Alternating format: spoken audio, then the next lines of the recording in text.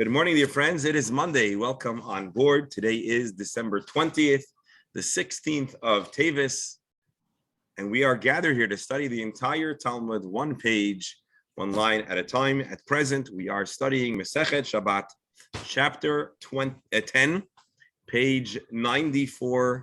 With Hashem's help, today we'll turn to 94b. We are on the march through the Masechet Shabas. We are dedicating our learning to the good fortune, good health, and all good circumstances for the dear members of our Chabura. We are having in mind the complete and speedy recovery for Leah Bas Rita, Malka Bas Rivka, Chaim, Baruch Eliezer ben Rusa Esther, Hirsch Tzvi ben Rochel, Ludmila Bas Lashada, and for all of Klal Yisrael, and in particular for good news for our Rabbi members. Today, I will gratefully add that we are celebrating my Hebrew birthday. Off, which is we should make a l'chaim. Herr Shvi is much better. You can take it off. Baruch Hashem, Baruch Hashem. You see, folks, Hashem hears our prayers. So Hirsch Tzvi is doing well. Baruch Hashem, thank you. We should always have good news to share. I'll also say what I posted on the group. Thank you for your kind birthday wishes. And I can't think of a better way to spend a birthday than studying with my dear friends who are so kind to keep me company every day as I do my health and beauty regimen, which is the daily Talmud session. So I want to thank you all so much. And Hashem should again continue to give all of us koyach and the circumstances to be able to study together in good health and without any burdens or concerns to keep us away from our study of Torah. Reb Allen, you're putting me to shame with your l'chaim, because I don't have a l'chaim over here. But l'chaim. We have good things to celebrate with one another. And in as much as they say a person on their birthday has the ability to bless, I bless again all of you to have the ability and the circumstances and wellness and lack of tircha and tirda, lack of external pressure, distraction, or concern to keep you from this Gemara Chabura and all other good things that you do. As they once said in Israel after the first l'chaim, l'moishe, l'shloime, etc., etc. Yeah. All right, so let's get started.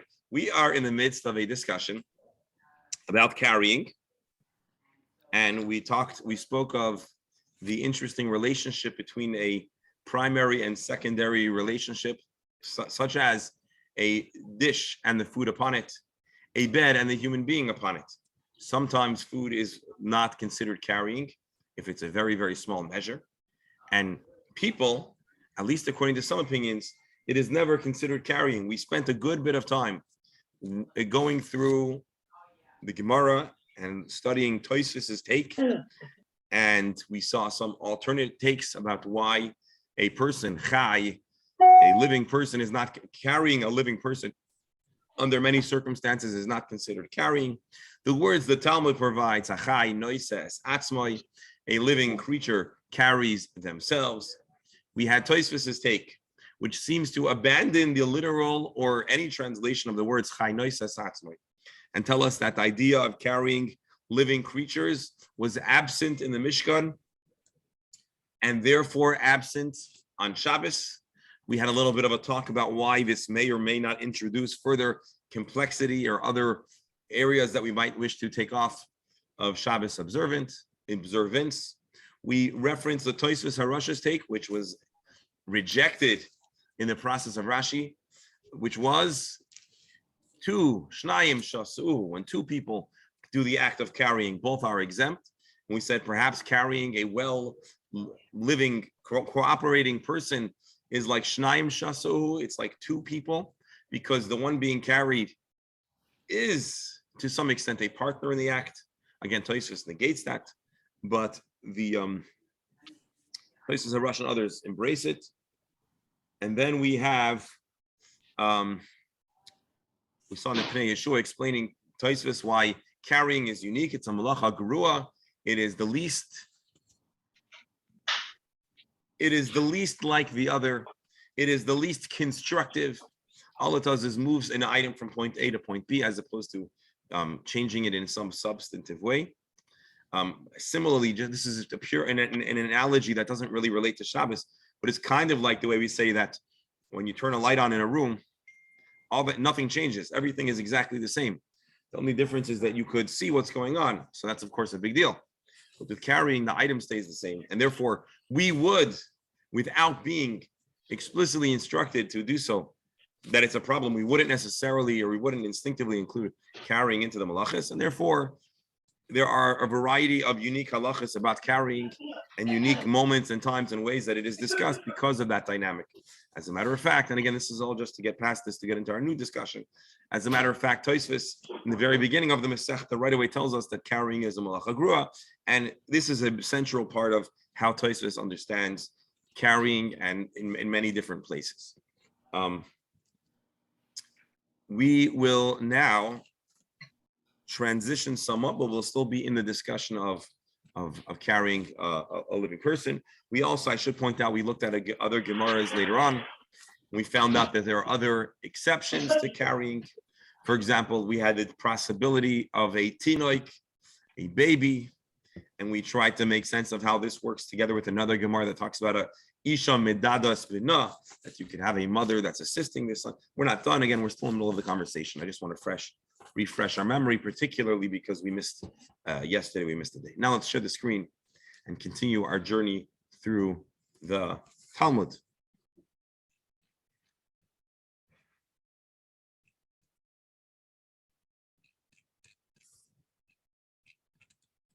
Hold on, they bounced us.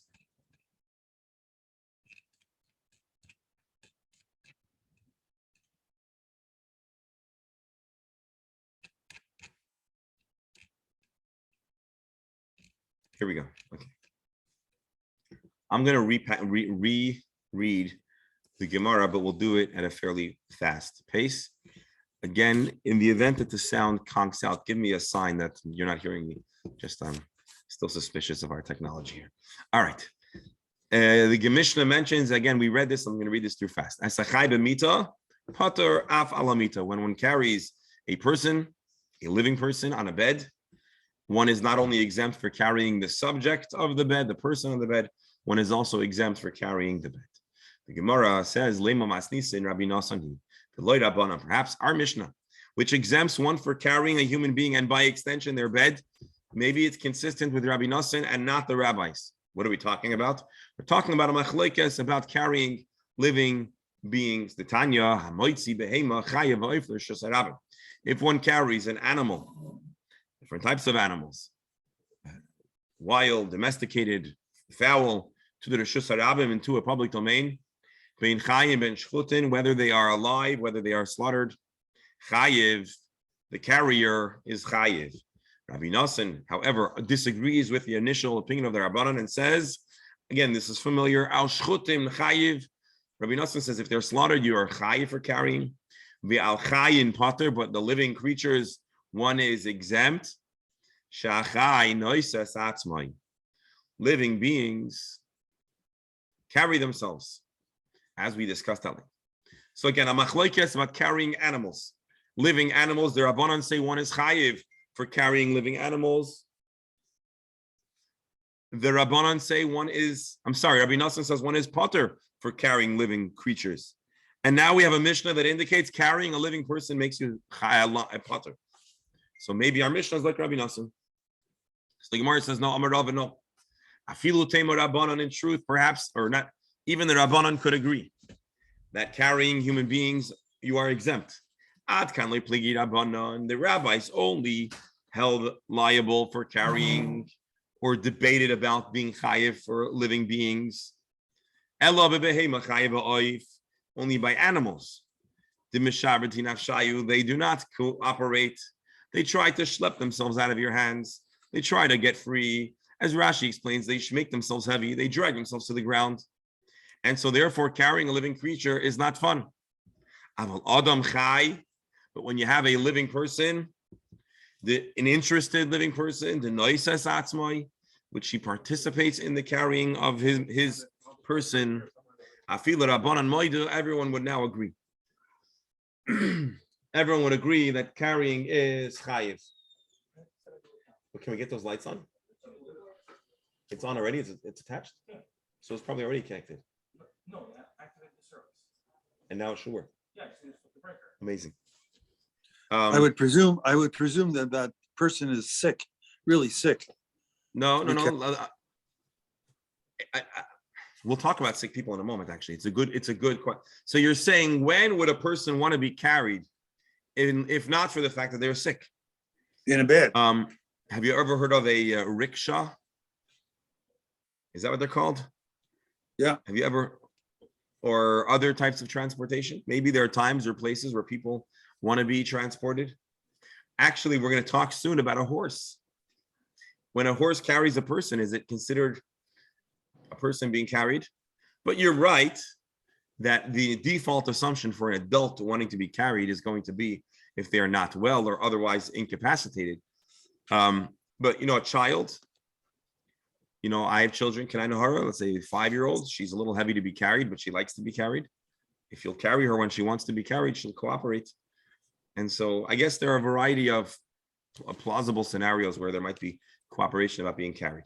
And so, although with animals, there's a machlokes between the Rabbanan and Rabbi Nosson.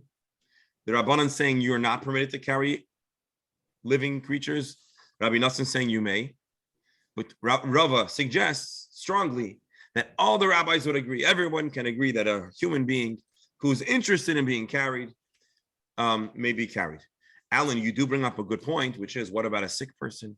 What about a person who's in a straitjacket? What if a person's under arrest where they are not at all cooperating? Actually, I mentioned on Friday that my in-laws live across from a big police precinct in New York, in Brooklyn, in Crown Heights. And I've seen many times people carried and not cooperating. And it wasn't pleasant, and they didn't make it easy. And I'm not going to say I blame a person, though. No one wants to be carried off where they don't want to be. But suffice it to say, when a person is not cooperating, it's not easy. I've seen other things also outside that police precinct as well. Anyways. Rabbi, I just don't understand why a person can be carried in a bed, but yet you can't push a child in a carriage. So why are you assuming that you can't push a child in a carriage? Because a lot of the rabbis in our shul on Saturdays hire somebody to push the carriage. So I'm going to ask you to do an exercise that's challenging that we always do with the Gemara, which is we have to forget everything that we know about our halachic practice, because we're going now back to the root, to the original conversations that informed the conversation about carriages, and then informed the conversation about wheelchairs, and then informed so you are correct, in fact, that we are hesitant, or more than hesitant, not carrying children or adults or whatever. But now we have to forget all that we know and imagine we know just about nothing. And we have to imagine that the entirety of our information about the laws of carrying and the restrictions are what the Gemara chooses to inform us. So at this point, assuming we're coming with no knowledge, the Gemara has introduced to us the fact that there is a potential machlokes. There's a debate about carrying human beings. What we still need to figure out is which human beings are included in this waiver, in this permission to carry, which human beings are not. And right. Just to remind ourselves that we still have Dr. Hammer and Dr. Stamler's question, which is, what about assisting a person who is walking on their own, but they're getting assistance of a sort? So we have a lot that we don't yet know. All we know now is that a cooperating adult who wants to be carried, according to, for sure, Rab Nosson, and according to Rava, according to the Rabbanan too, may be carried. The Gemara is in middle of this thought process, and we're going to have a little bit of a question now, a little bit of a challenge.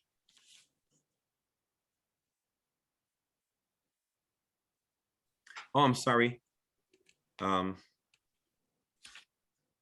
I'm not sorry. Rabbi, yes. The use of an individual by an individual of a cane, a walking cane. Yes. Is that carrying? That's another good question. It's not actually immediately discussed over here. It was discussed actually in our previous Gemara.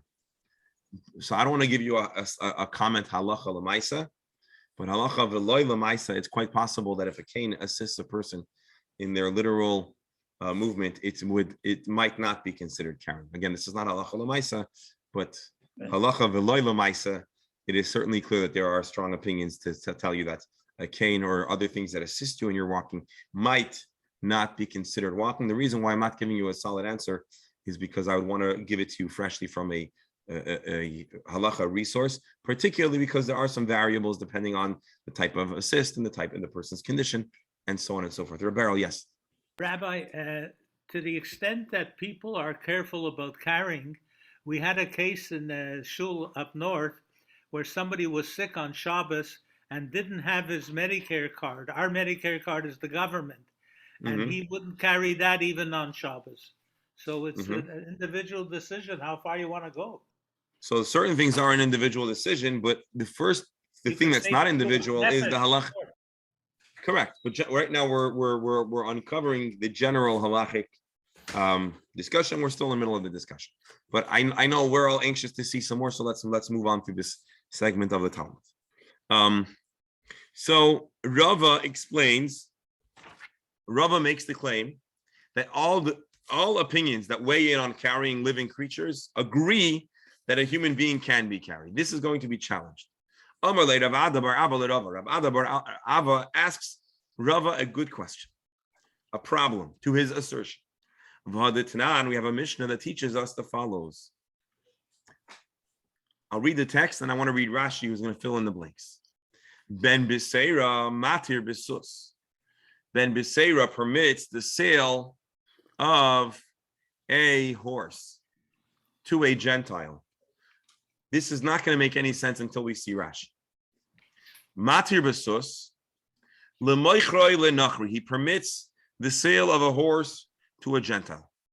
Mipnei shemeleches hasus, the work that a horse does. Im haya adam isa, if a human would do it himself, ein chayiv aleha chatas. The things that a horse does, even if a person themselves would do the horse's job, they would on Shabbos. They would still not be liable. They would still not have to bring a chatas. Why? What do horses do? Horses are typically used for riding. And a person carries themselves to the point where if somebody carries a horse, they are not chayiv. Let's read a little further. There is a restriction about selling large livestock to Gentiles in certain regions. Because there would be a big problem if you would lend or rent your heavy, large animals to a Gentile. What's the problem? You're not allowed to have your animal do malacha on Shabbos. And the Chazal, the sages, became aware of a situation where Jews were letting their animals do malacha on Shabbos. And so certain times, certain places, there were restrictions about managing and renting out livestock and possibly even selling livestock in the event that they will come to do malacha.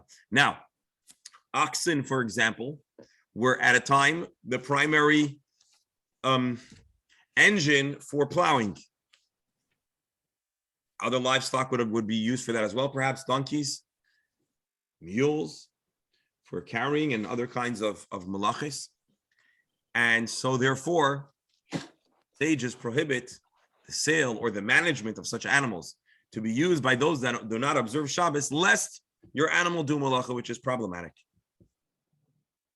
Now, Ben Biseira said, although generally we restrict managing out, renting out, selling out your animals, a horse would be different because a horse does not plausibly come to do any malacha.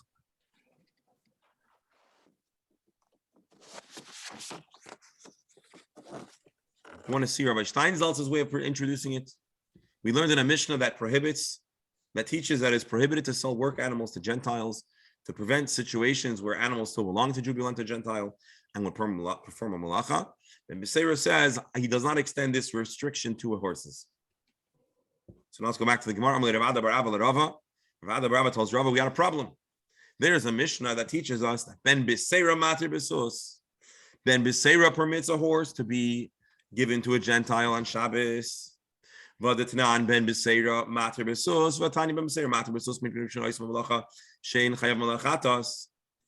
The Rabbi Yochanan comments on the Brisa statement that Ben Beseira allows a horse to be lent out because a horse never does a malacha, that one would be liable biblically for Shabbos desecration. Amr Rabbi Yochanan says Ben Beseira, Ben Rabbi Nassan, Amru Davar Echad. We have a big problem here. The Rabbi Yochanan says that Ben Beseira and Rabbi Nassan say one thing. What did Rabbi Nassan say? You can carry living creatures. What did Ben Beseira say? A horse is allowed to be given to a Gentile. There's a problem here. What's the problem? If Rava is correct that humans are always allowed to be carried by another human, the living creatures that can't be carried are livestock. My ear, you Ben Beseira of Rabbi Nassan. Why are you saying that Rabbi Nassan is consistent with? I'm sorry. Why are you saying that Ben Beseira and Rabbi Nassan are consistent? We should even say Ben Beseira is consistent with the rabbis, because Rava, you're trying to tell. We can make this. Let me paraphrase this outside. Rava says everybody allows humans to be carried, right? Because humans help and they're being carried. We now have a brisa. We have a statement by Rabbi Yochanan, who wants to compare horses who carry humans to Rabbi Nassan. But didn't we say that even the rabbis agree that humans can be carried? And if rabbis say that humans could be carried, rabbis would agree that horses are allowed to carry humans. So again, Rava, you, based on this Gemara, based on the statement of Rabbi Yochanan, that the permission for a horse to carry is only consistent with the rabbi who allows carrying living creatures, negates Rava's assertion that everyone thinks humans can be carried. In other words, a big challenge, a big problem to Rava, who wants to say everyone agrees humans can be carried. Rabbi, clearly does not agree. Yes. is anyone going so far to say that you could sit on a horse on Shabbos? That's not at all what we're talking about right now. Huh. We're talking about, let me remind you that in addition to, in the 10 commandments, in addition to a commandment that we must not do malacha, our livestock too are restricted from doing work on Shabbos. You can't go too far. You're not allowed to let your you're not allowed to let your livestock do work that you may not do on Shabbos. But Now, why could you sell a horse? Hold on. Listen. Your livestock is not allowed to do malacha. So there's a question. If your horse has a person on it, is your horse doing malacha? That's our question. If you say that carrying humans is a malacha, then your horse is not allowed to carry humans. If you say carrying a human is not a malacha, then your horse is allowed to carry humans. There's a totally separate issue, which let's put out of our mind, which is the rabbinic restriction of riding a horse. That's not what we're talking about. Now our question is, if your horse carries a human, is it doing a malacha? Is it carrying? Rabbi Yochanan says, Ben Beseira says your horse is allowed to carry a human. And that's like what Rabbi Nassan says, that you're allowed to carry a living being. If Rabbi Nassan is the one who says you're allowed to carry a living human, not the Rabbanan, then Rava's in trouble. Rava's going to have to amend his statement. Because Rava says everyone agrees a human can be carried. Rava would say everyone agrees horses can carry humans without a problem on Shabbos. That doesn't mean that you should ride on a horse. It just means that if you lend your horse to a Gentile and your Gentile is doing pony rides, you're not in trouble because your pony is not doing the malacha. You hear where we're heading over here? Rava says everyone agrees you can carry a human, and Rabbi Yochanan in this Gemara seem to point to the fact that Rabbanan do not allow humans to be carried. So how is Rava going to defend himself? How is Rava going to reassert that everyone agrees that humans can be carried? So the Rava is going to answer his problem very simply.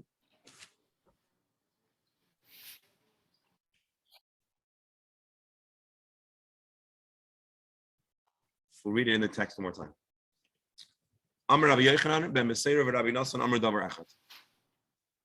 Rabbi Yochanan says that Ben Beseira, who says your horse can carry a person, and Rabbi Nassan, who says you can carry a person, they are agreeing. But if you, Rava, want to try to tell me that the rabbis agree with Rabbi Nassan that humans can be carried, they only argue about livestock who do not make their carrying easy. Why are you saying that Ben Beseira and Rabbi Nassan agree? You would want to say you'd want to say that Rabbi Nassan and Rabbanan agree with Ben Beseira. And so Rava says, no big deal. You know what Rabbi Yochanan was talking about? A different kind of horse. Why are you assuming all horses are for human riding? There used to be a certain kind of horse that was besus hamiyuchad la'ifais, which was a horse that would give birds, would transport birds on its back. Now, I've never personally seen a horse that carries birds, but there was such a thing. So the Gemara says, have you ever seen a horse giving birds a ride? The Gemara answers in Ika debe zayarin or vayarin, depending on the version of the word. What is a be zayarin? Rashi, Rabbi Steinsaltz says they are horses that carry the hunter's falcon. Rashi, one second. Sayade oifais, you had bird hunters, or I'm sorry, you had birds that would hunt. Shenoistim al hasus oifais, you would place certain kind of hunting birds on the horse. Kishahin chayin kigai nates uminoi. Recognize this word nates. Nates is a word that's in the Torah listed in one of the unkosher birds. Uminoi lotzod shar oifais, and they would be used in the hunting of other creatures or possibly other birds. V'loi meshabrati nafshayu d'loi kishiri. These kind of animals don't make themselves challenging to carry. They allow themselves to be placed on the back of a horse. And they're not tied down. And therefore, maybe these birds are unique in that they aren't considered uncooperative birds. And therefore, Rabbi Yochanan says that although birds, horses that carry birds are not a problem on Shabbos, who would agree that carrying a bird is not a problem on Shabbos? Not the Rabbanan. The Rabbanan say all animals are prohibited. They only allow carrying of humans. Rabbi Nassan, however, says that all animals can be carried. And therefore, being that there are kinds of birds that carry humans, carry birds. Rabbi Nassan would say it's permitted. Ben Beseira says it's permitted, but the Rabbanan would disagree. If we were talking, however, about horses that carry humans, the Rabbanan and Rabbi Nassan, everyone would agree that that is permitted on Shabbos, at least biblically. Rabbi, Beryl, I'm sorry, go ahead, yes. why do we have to presume that carrying is on the horse? If the horse is pulling something with all these things in it, isn't that the same thing? It seems like you're asking a good question. I think Rashi actually references this. It doesn't seem like these were the common use of horses back then. Again, there's a little bit of an evolution or a development of how different animals were used for human labor. And it seems like once upon a time, oxen, donkeys were used for schlepping, horses were used more exclusively for carrying. And based on that understanding, in those days, a horse would be allowed to be lent out. You're asking a good question. What about today where horses do other types of work?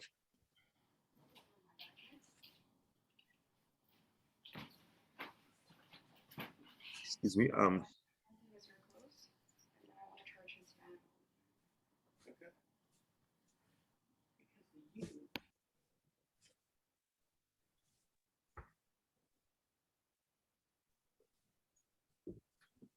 There's horses who race on Shabbos.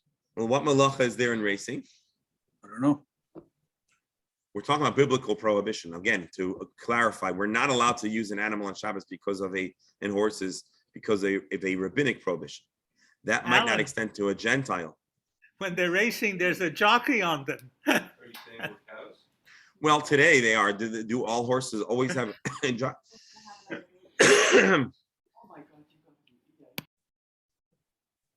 But why does it say that you're allowed to sell a horse? This is Shabas. Not on Shabbos. We're not talking about selling a horse on Shabbos. We're talking about a possible restriction on selling or managing out horses to a Gentile, even in the weekday, over a term that includes Shabbos.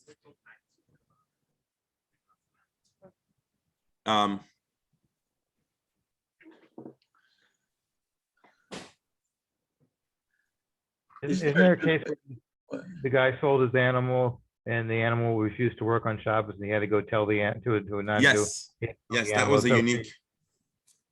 But that was a unique situation of a great tzaddik whose animal, whatever it was. Which rabbi was it? Was it Hanina ben Daisa? Could be. I remember the story. I don't remember who the rabbi was.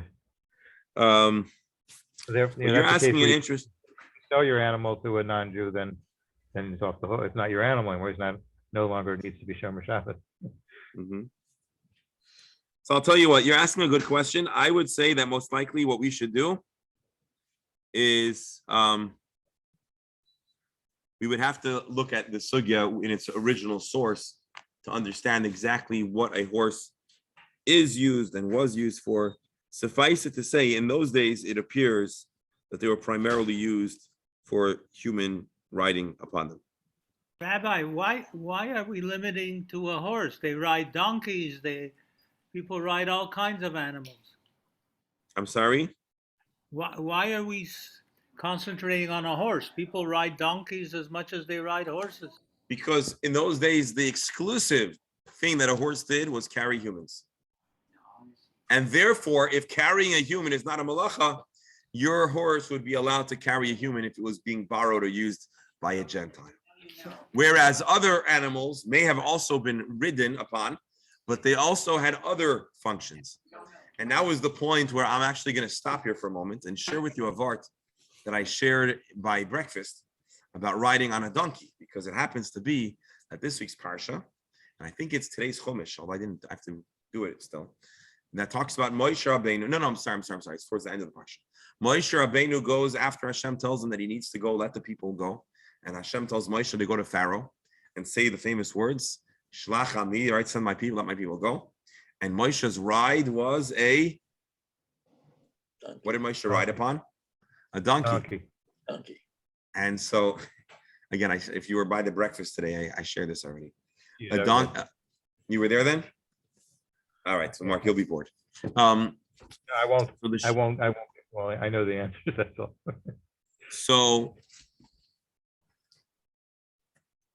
So there's a problem, because riding donkeys, although you can ride a donkey, wasn't the most stylish, high class, flashy ride. Moshe Rabbeinu needs to go down to Egypt and make an impression. So the question that Rashi asks, or doesn't ask but deals with, is why didn't Moshe Rabbeinu ride in the very high style, in a way that would give kavod and bring honor to Moshe Rabbeinu?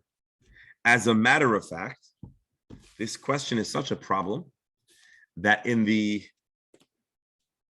what's it called? Mark, help me out of here.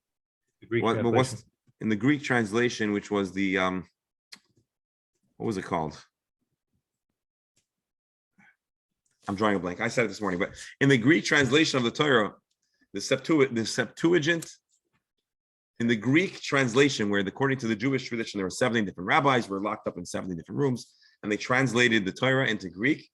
And the reason why they were locked up is the Greeks suspected that the Jews would manipulate the translation to be more favorable, and so they wanted them to all be locked up so they could reference the different translations. And the miracle was that there were a number of changes that they made in the translations, and all 70 rabbis kind of intuited and gave the same difference. And one of the changes is the description of Moshe Rabbeinu's ride. Instead of writing that he rode on a donkey, he said he rode on his ride, a human ride, the appropriate mechanism, the appropriate vehicle. And so the shaila is, why did they change it? Because it's not appropriate that Moshe Rabbeinu, the Redeemer of the Jewish people, should ride on a clunker. And so they want to infer that he was riding in a high style. Maybe he was riding a camel or a horse or something that was of more covet. So Rashi says, you know why Moshe rode on a donkey?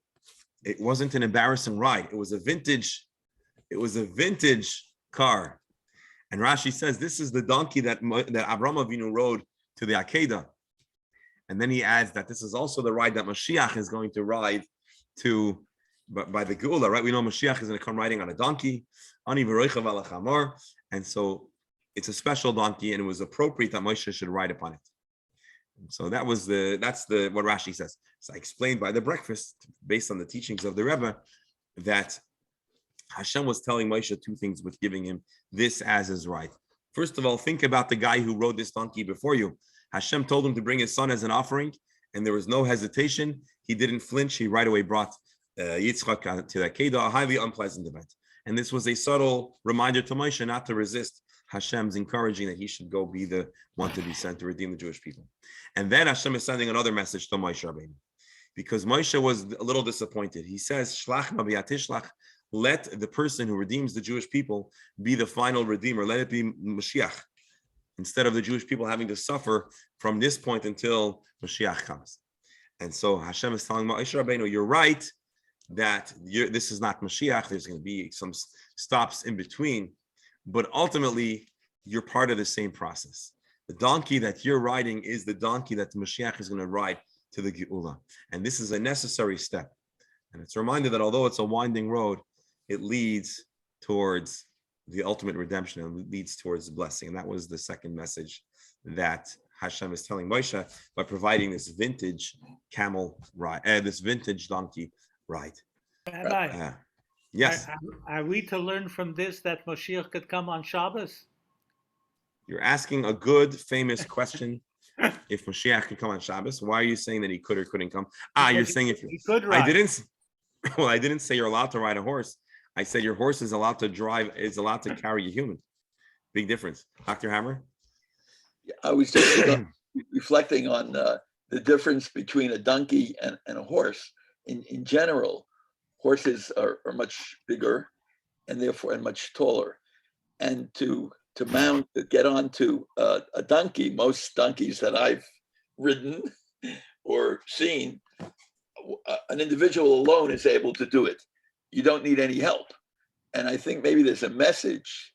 We are talking about the most modest person ever who has his own mission and doesn't necessarily have to involve somebody else to do work for him in order to accomplish that mission. So it's just interesting. Moshe is a little bit of a lonely, you have the lonely man of faith, right? Moshe Rabbeinu is somewhat of a lonely man in his initial journey. As a matter of fact, initially he brings his family with him, and then he ends up sending them home, and he lives by himself until they're reunited after the redemption. So that is an interesting analogy, and as well as consistent with Moshe's humility. Very interesting. Shkoyach, Doctor. Now, Beryl? I think there's also a message that what's important is not how Moshe comes, but the message itself. Instead of looking at the fancy way he came, that's not what we're worried about. When I introduced this Vart in the breakfast, I actually pointed out that there are different neighborhoods in Florida where all that matters is the car you drive. And then you have other neighborhoods that are a little more modest, and it's not necessarily about net worth, but about values.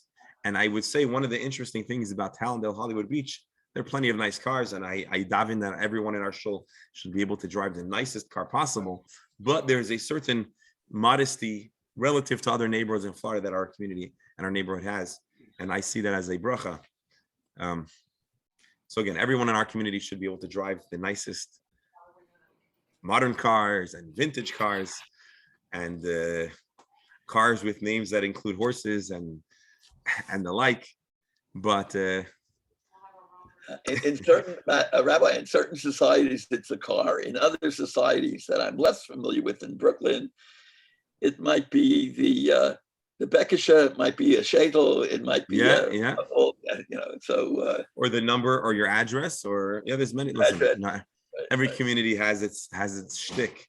This is not to be criticism. This is not to criticize generally, but it's interesting how there's anyways, Moshe ultimately teaches us that you could ride a clunker and still be very impactful.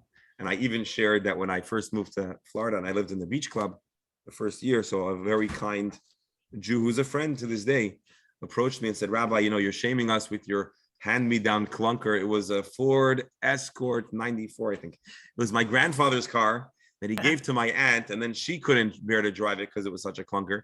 And so they gave it to me and we brought it down to Florida. And someone approached me and said, Rabbi, your car is bringing a lot of shame you're our rabbi and it's bringing a lot of shame to the Jewish people. I'll give you my old Cadillac if you will not ever bring this car back into the beach club again. And the Cadillac served me well for a few years. It's since also joined the original clunker in the car heaven. But suffice it to say, that's how it goes. All right, let's do a little more Gemara. Also, you have a hunter's falcon. And so you have birds that do hunting, and apparently sometimes they would go on a horse. And so according to the Rabbanan, you wouldn't be allowed to carry such a bird, even though the bird helps out. According to Rabbi Nassan, you would be allowed to have that bird. You'd be allowed to have your horse carry the bird because the human could carry the bird. And so we've managed to find a type of horse that's not unique for carrying humans. And therefore, not everyone would agree that such a horse would be allowed to be operated by a Gentile on Shabbos. If horses today are used, for other functions, then clearly the same restrictions would apply as well. Now, I just want to show you what Tosfos makes an important point. Tosfos says, "Ben b'seira mater b'sos, b'chol hasusim ka'amar." What he was saying is a universal license for horses on Shabbos. And the rabbis, however, say all horses are prohibited. You know why? Because there is a kind of bird that is used for, because there's a kind of horse that's used for birds, therefore the Chachamim prohibit all types of horses. And so therefore, Lemaisa, we're not saying that you can use a horse on Shabbos or that you can allow your horse to be used, carry stuff on Shabbos.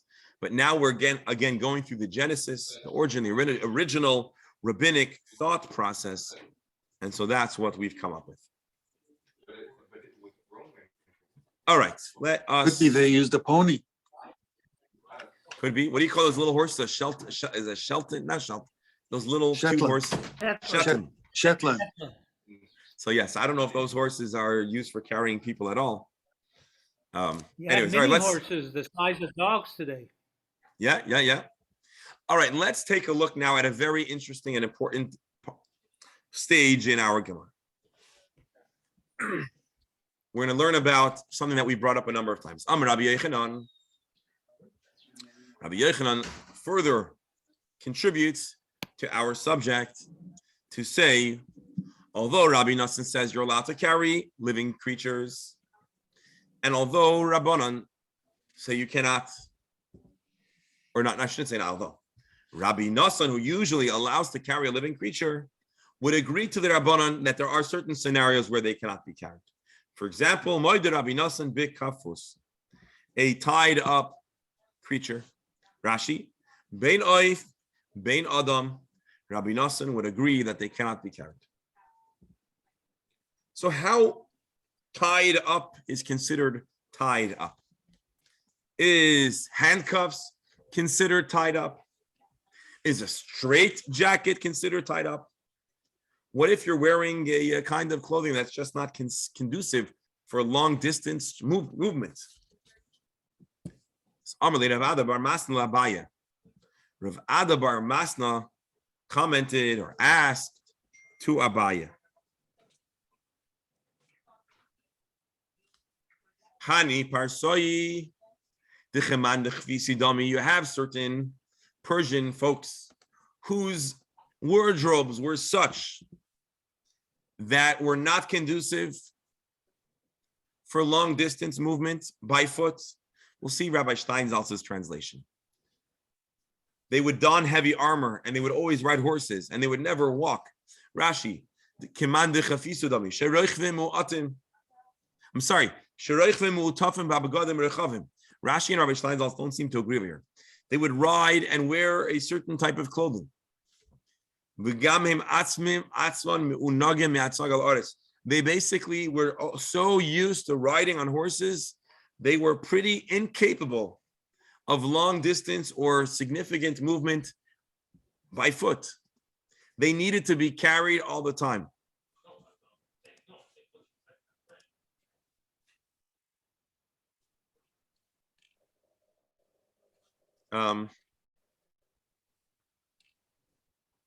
So what about them? You have people who are practically incapable of independent movement. Is carrying them considered carrying? And we know that Rabbi Yochanan told us that Rabbi Nosson agrees with Ben Beseira that people can be on a horse and it's not considered carrying. So by extension, these people are pretty tied up, but it's not considered carrying. So the Gemara explains, Abai explains, Hasam Ramos Rucho Dinakatle. They are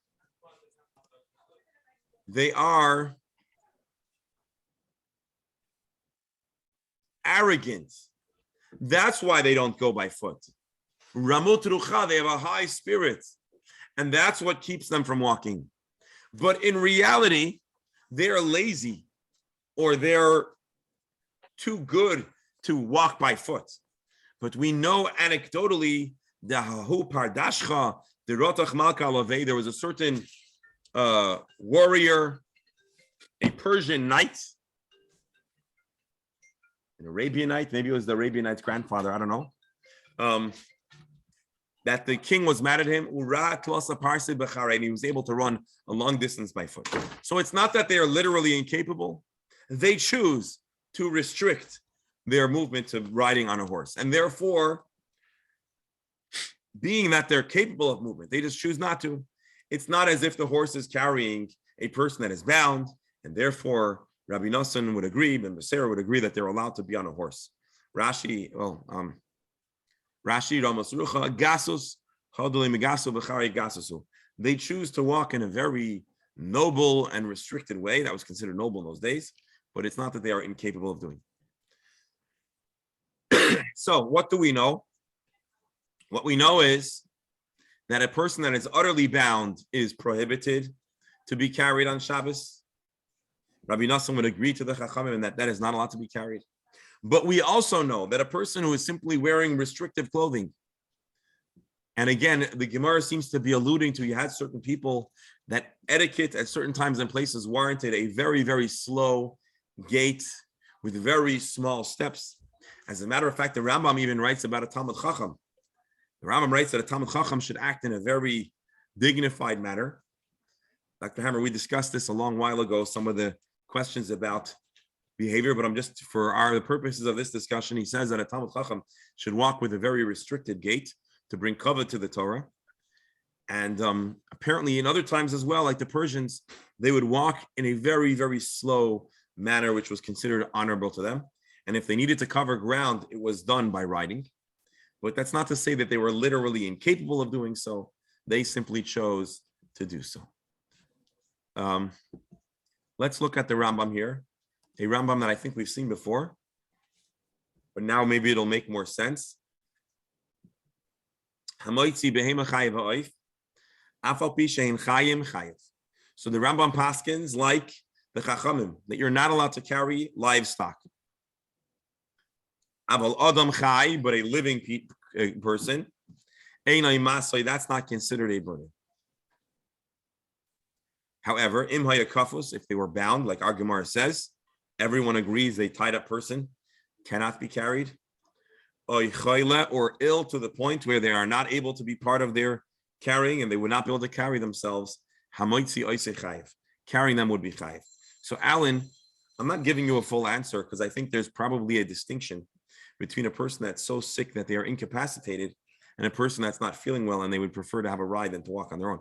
But certainly a person that is incapacitated in a significant manner, they would not be allowed to be carried, with, of course, the caveat that if it's necessary for their survival, pikuach nefesh, so then we're allowed to do, you have to call an ambulance, you're allowed to take a sick person in the car, and you're allowed to desecrate Shabbos in any manner needed to assist and protect their well-being.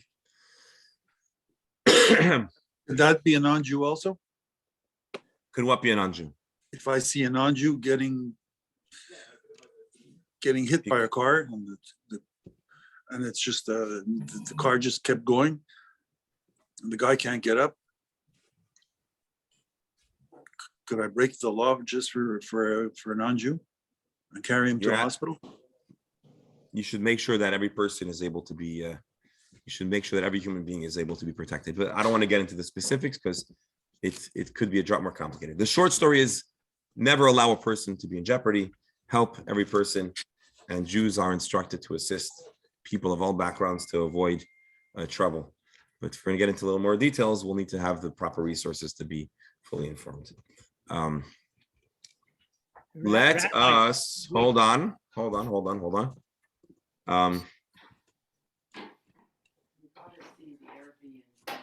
want to help out Alan.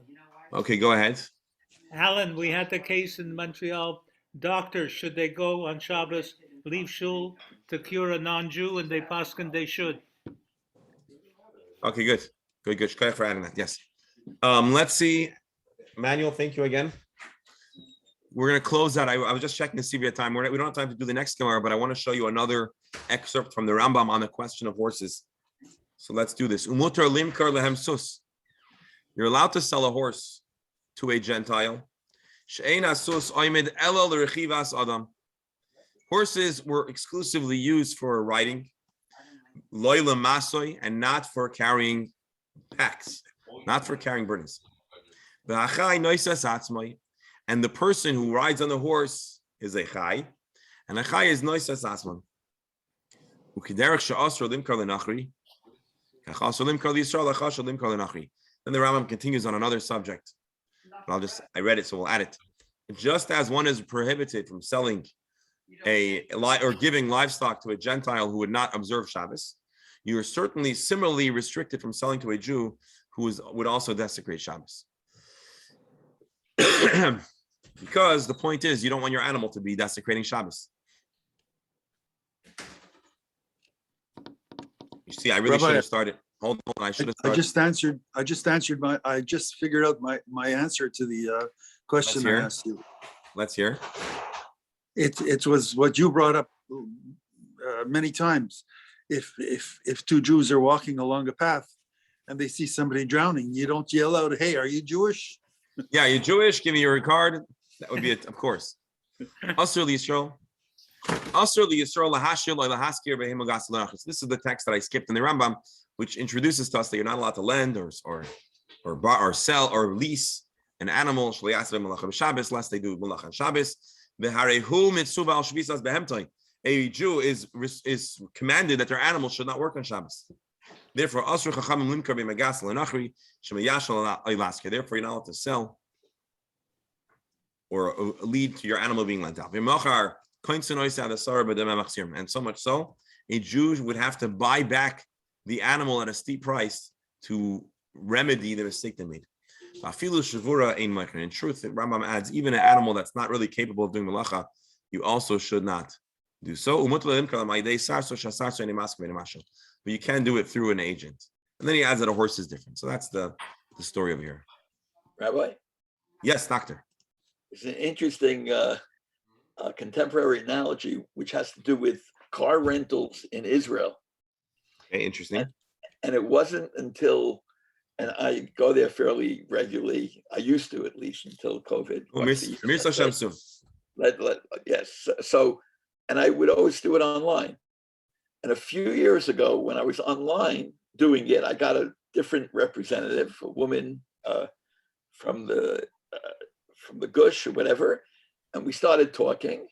And she said, "Oh, so you're observant?" I said, "Why do you ask?" She said, "Well, we have a special rate where you acknowledge it. It's not going to be used on Shabbos, and you don't get charged for a 7-day week, or if I was doing it by the month, she says it's quite a saving. You don't know about that? I said, I've never heard about that. And Wow.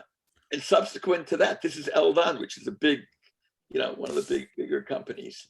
And so it's kind of an interesting issue, Interesting. Halachically, obviously, there's. Well, you bring up an interesting halachic question too, which is, are you allowed to rent out your car to someone? And someone recently asked me a shaila, which I actually didn't give him an answer yet. But he asked me, listen, I'm a Baal Teshuvah and I've begun observing Shabbos and I don't use my car on Shabbos.